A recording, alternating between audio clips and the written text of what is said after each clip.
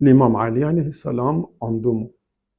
Je profite certains versets coraniques et certains hadiths du prophète sallallahu alayhi wa sallam pour expliquer un petit peu sur la personnalité merveilleuse de l'imam Ali alayhi salam.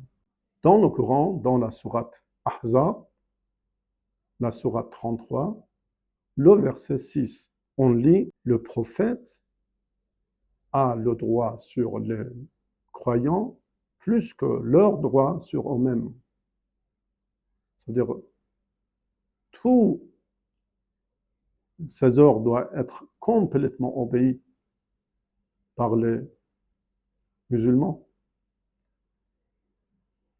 Vous voulez vous protéger, mais vous devez protéger plutôt le prophète. Donc vous devez vous sacrifier pour le prophète.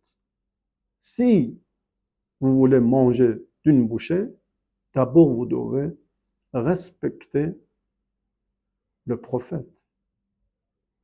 Donc, le droit du prophète sur les musulmans est plus fort que le droit des musulmans, de chaque musulman sur sa vie.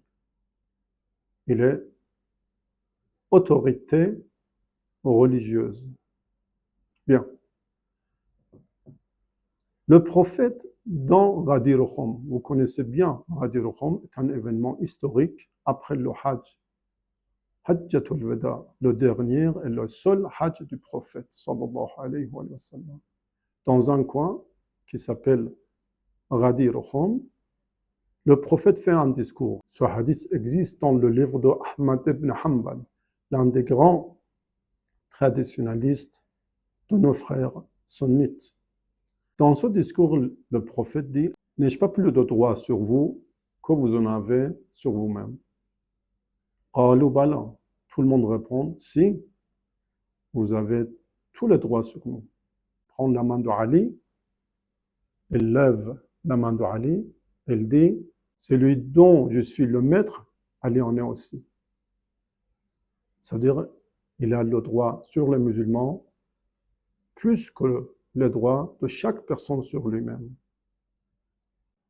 Et puis, le prophète fait un doigt important.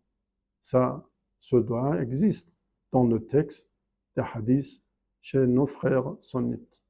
Allahumma zaliman walah, wa'adiman adah, wansur man nasara, wakhdhul man khadalah.